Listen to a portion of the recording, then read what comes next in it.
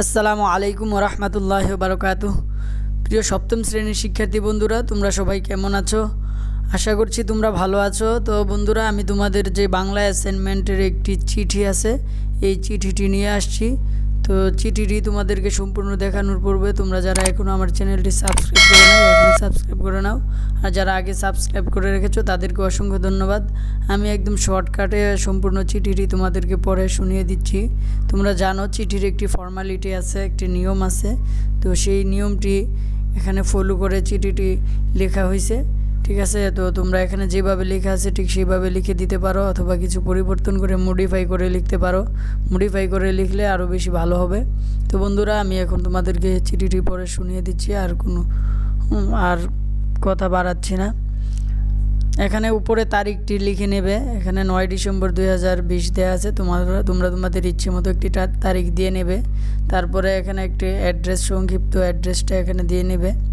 হ্যাঁ, এখানে দেওয়া আছে রেসকোর্স কুমিল্লা। তারপরে তোমাদের এখানে একটা হেডলাইন থাকে যে প্রিয় নাফিস, ঠিক আছে? এটা দিয়ে নেবে হেডলাইন, যেটাকে বলে।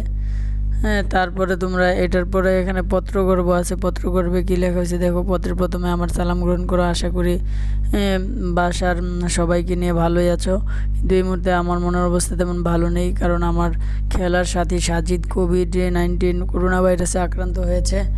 আর এর জন্য সে নিজেই দায়ী, কারণ সে করোনা সম্পর্কে একদম অসচেতন ছিল।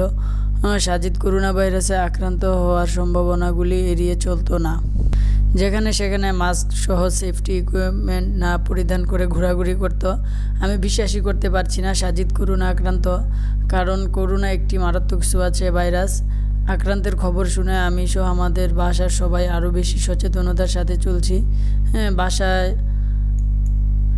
এখানে একটা দাড়ি দিয়ে নেই চলছি। বাসায় আমরা সব ধরনের সেফটি ইকুইপমেন্ট রাখছি এবং ব্যবহার করছি, যেমন হ্যান্ড স্যানিটাইজার, টিস্যু, রুমাল, হ্যান্ড গ্লাভস, মাস্ক ইত্যাদি।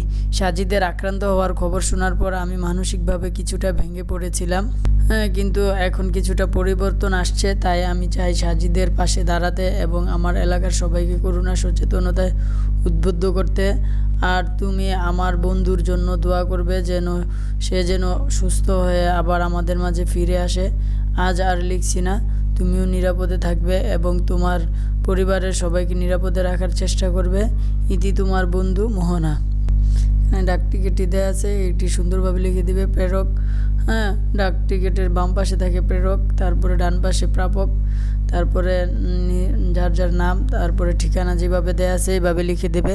হ্যাঁ, আর তোমরা আরও ইচ্ছে করলে আরও বেশি কিছু লিখতে পারো, আর যদি বেশি বড় হয়ে যায় সেই জন্য আমি সংক্ষেপে শর্টকাটে লিখে দিছি আর ফর্মালিটিটা তোমাদের দেখিয়ে দিয়েছি।